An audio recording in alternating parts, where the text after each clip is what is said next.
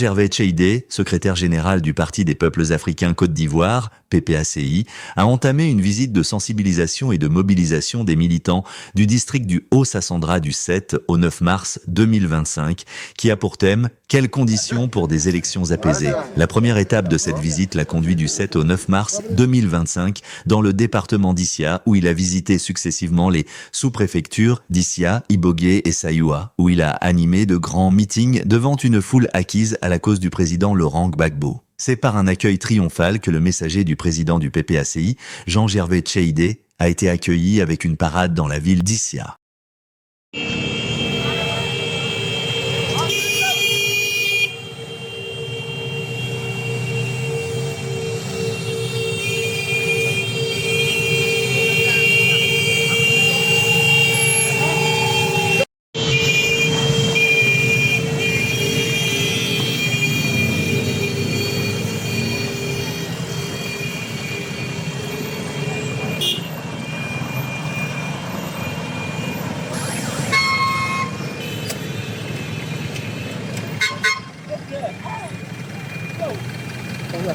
Attendez.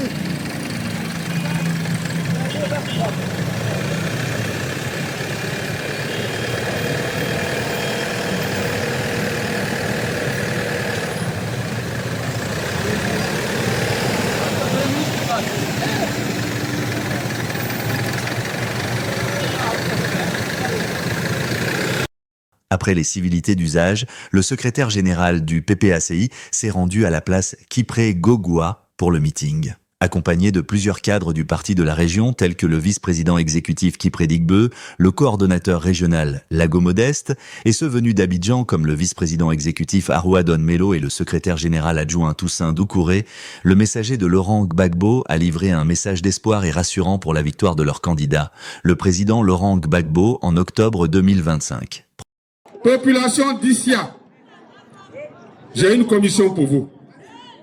C'est Laurent Gbagbo qui m'a nommé secrétaire général, qui m'a demandé de parcourir la Côte d'Ivoire pour envoyer son message. Le message est simple. Le message est simple. Laurent Gbagbo que vous connaissez depuis plus de 30 ans, Laurent Gbagbo que vous connaissez et qui vous connaît aussi, parce qu'il vous a rendu visite depuis 1990 dans vos campements, dans vos villages, dans vos quartiers, dans vos villes. Il était là quand vos enfants sont nés. Il vous a accompagné partout depuis 1990. Vous êtes avec lui. Vous l'accompagnez partout. Vous le connaissez et il vous connaît. Laurent Gbagbo, il dit, j'ai dit, il dit, j'ai dit, il dit que tant que Dieu lui donne le souffle de vie, il ne va jamais abandonner la Côte d'Ivoire.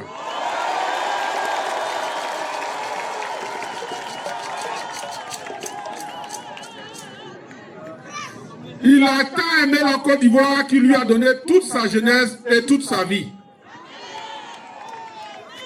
Aujourd'hui, après tout ce qui s'est passé, que vous connaissez, que je vais rappeler rapidement, mon frère Don Melo l'a dit tout à l'heure.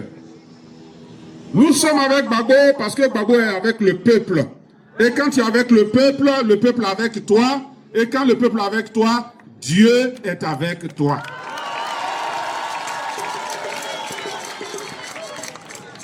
Parce que la voix du peuple, c'est forcément, nécessairement la voix de Dieu. Laurent Gbagbo, depuis 1990, vous a dit, donnez-moi le pouvoir et je vous le rendrai. Et de 1990 jusqu'en 2000,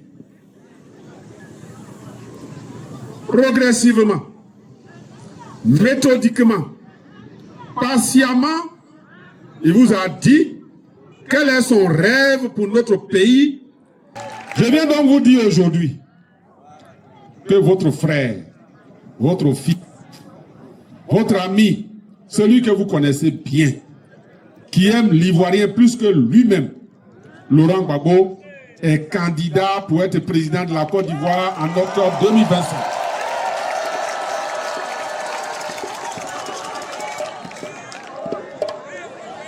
Maintenant, les sorciers ne changent jamais leur façon de faire.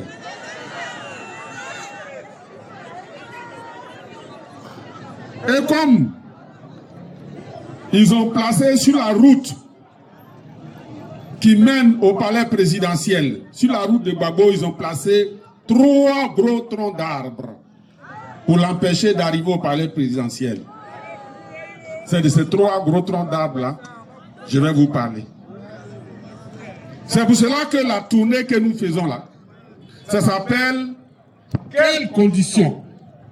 Quelles conditions pour des élections apaisées en octobre 2025? Quelles sont les élections, quelles sont les conditions, pardon, que la Côte d'Ivoire doit mettre en place pour que l'élection qui arrive là soit une élection apaisée? Depuis toujours, quand ils parlent, ceux qui sont au pouvoir, Alassane Ouattara lui-même, en décembre, quand il parlait au peuple de Côte d'Ivoire, il a dit, l'élection qui arrive là, ça sera démocratique et ça sera apaisé. Or, qu'est-ce qu'on regarde? Ce qu'on voit aujourd'hui, que sur la route de Gbagbo, ils ont mis 3 gros barrages. Premier barrage, ils ont enlevé son nom sur la liste électorale. Deuxième barrage, la CEI. Et puis troisième barrage, la liste électorale. Ils se sont dit que si Gbagbo a franchi le premier barrage, le deuxième va l'attraper. Mais si d'aventure il a réussi à franchir le deuxième barrage, le troisième va l'attraper. Mais ce qu'ils n'ont pas prévu, c'est que les barrages qu'ils ont placés là, de toute façon ils ont mis là, c'est comme ça le peuple de Côte d'Ivoire va enlever un à un et puis Gbagbo va arriver au pouvoir. Et c'est ce que je suis venu vous dire. Vous savez que celui qui peut nous sauver, celui qui peut sauver notre pays aujourd'hui, s'appelle Laurent Gbagbo. Et son adversaire, Alassane Ouattara, dit que lui, il peut arriver au pouvoir par effraction, faire 2 mandats, et puis faire un 3e mandat anticonstitutionnel. Et comme l'appétit vient en mangeant, il veut maintenant faire un 4e mandat anticonstitutionnel.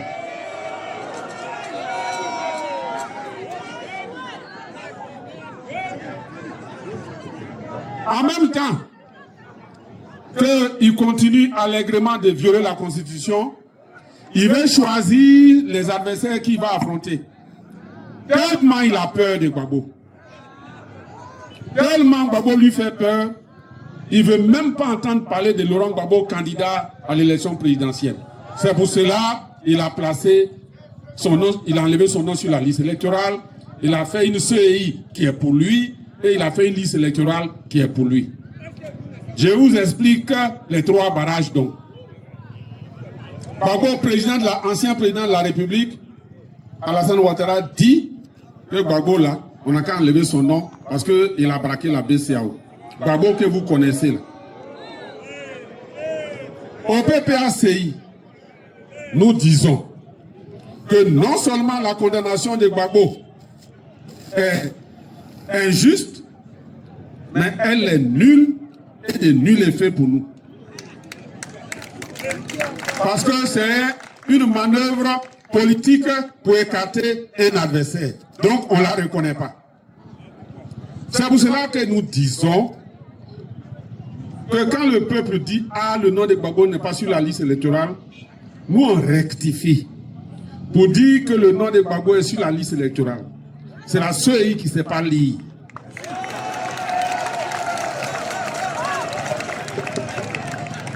Il va falloir qu'on leur donne des lunettes pour qu'ils lisent bien, parce que quand en lisant, ils sautent son nom. Sinon, son nom est sur la liste électorale. Pourquoi on le dit? Parce que celui qui a enlevé son nom, pour ne pas l'affronter, c'est lui qui va remettre son nom. Lui-même. Ça, c'est la première chose. Deuxième piège, là, c'est la commission électorale, la CEI. Ils ont fait en sorte que la CEI, que l'arbitre, soit contrôlé par eux. La CEI a 18 membres. Sur les 18 membres, là, il y a 14 qui sont pour le RHDP. Alors, nous sommes à Ibogué, non?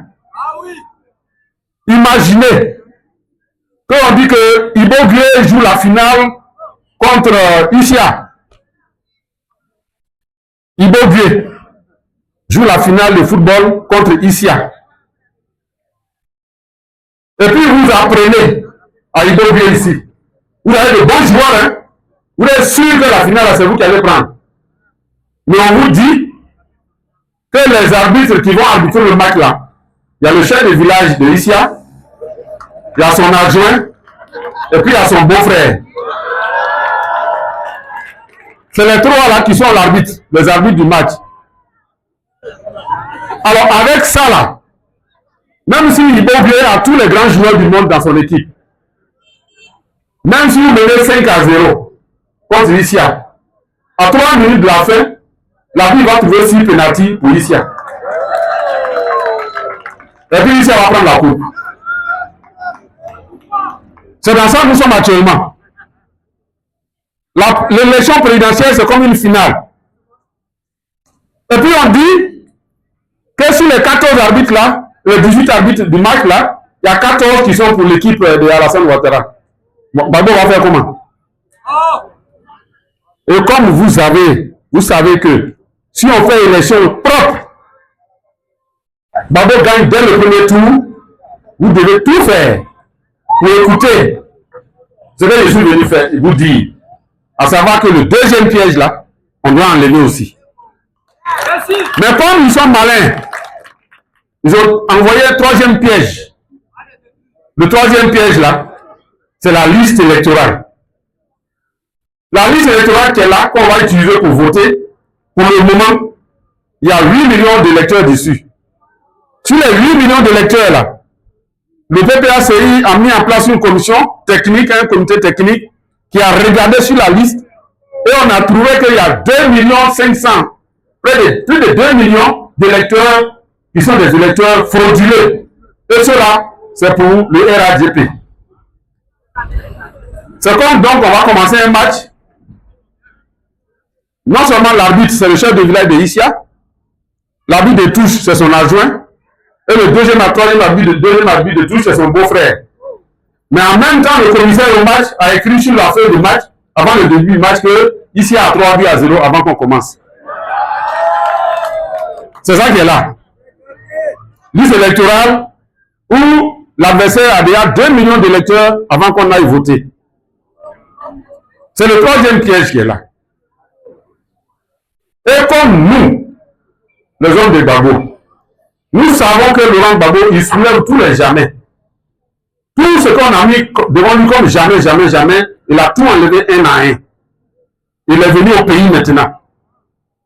Les 4 premiers jamais là, c'est lui seul qui a soulevé. Maintenant, il est venu là. Et puis on met 3 gros pièges devant lui pour dire jamais. Est-ce que vous allez le laisser seul face à ces jamais là encore?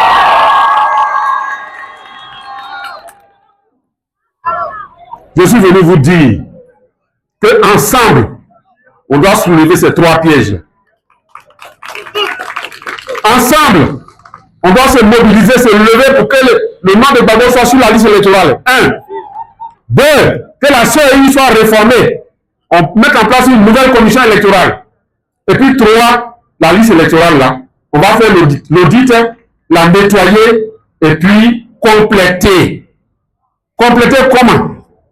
On doit faire la révision de la liste électorale. Le jour suivant, le samedi 8 mars, ce sont les sous-préfectures d'Ibogué et Namané qui ont accueilli la délégation du secrétaire général Thiédé. Jour symbolique marqué par la célébration de la Journée internationale des droits de la femme, les associations des femmes de ces sous-préfectures se sont mobilisées avec des messages à l'endroit du pouvoir et de leur leader, Laurent Gbagbo. Le secrétaire général Jean-Gervais Tcheidé n'a pas manqué de dénoncer les magouilles du régime en place pour écarter le président Laurent Gbagbo de la course au pouvoir. À Sayoua, ville martyre, ville des regrettés, Paul-Antoine Bohune-Boabré, Désiré Tagro et autres, les militants et les cadres, dont l'ex-maire Srolou, se sont mobilisés depuis le matin pour attendre l'envoyé de Laurent Gbagbo. Dans son allocution, le messager de l'ex-président de la République a dénoncé les querelles intestines qui entravent la marche vers le palais présidentiel du plateau. Il a ensuite appelé les cadres et les populations à soutenir la candidature du président Laurent Gbagbo. Quand on a tué l'éléphant, ça veut dire que Gbagbo Laurent est au palais présidentiel. À ce moment-là, on peut mettre un terme à toutes les politiques qui nous appauvrissent, à toute la politique de Ouattara qui nous rend malheureux. C'est pour mettre fin à ça que Gbagbo Laurent vient.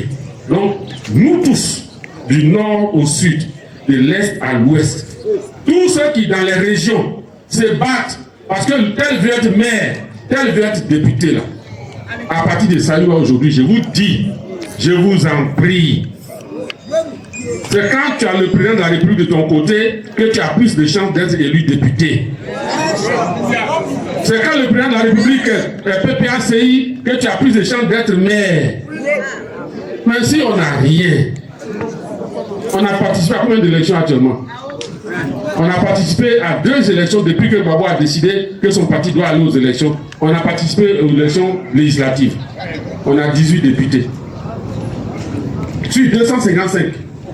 Moi, je suis à l'Assemblée. On a 18 députés sur 257. Maires, on a 6. Sur combien de maires en Côte d'Ivoire? C'est vrai que ceux avec qui nous disputons, enfin, nous discutons, on se bat pour prendre les postes. J'en parlerai tout à l'heure. C'est les spécialistes de la fraude et de la violence. Ça, on le sait. Donc, je vous en prie. Restons concentrés. Restons concentrés sur le plus important pour le moment. Le plus important pour le moment, là, c'est comment on s'organise pour aller prendre le pouvoir présidentiel après l'élection présidentielle de 2025, de l'octobre 2025. Comment on fait pour que Gbagbo devienne président, pour que ce qu'il a commencé avec nous en 2000, il puisse le terminer. C'est ce qu'on doit faire. Donc que chacun, à partir d'ici, dise à tous les cadres, à tous les militants qui font leur propre campagne maintenant, il faut le dire qu'en Djoula on dit, si le jour du marché n'est pas arrivé, on ne parle pas Djoula. C'est le jour du marché. Quand il arrive, c'est là on parle Djoula. C'est comme ça nous on dit à l'ouest là-bas. Marché dont le jour n'est pas encore arrivé, là on ne parle pas sur Djoula. C'est donc convaincu d'une mission bien remplie et rassuré des engagements des cadres des différentes localités visitées que le secrétaire général du PPACI, Jean-Gervais Tcheidé, et sa délégation se sont retirés pour la prochaine visite dans les départements de Zoukoukbe et Vavois du 14 au 16 mars prochain.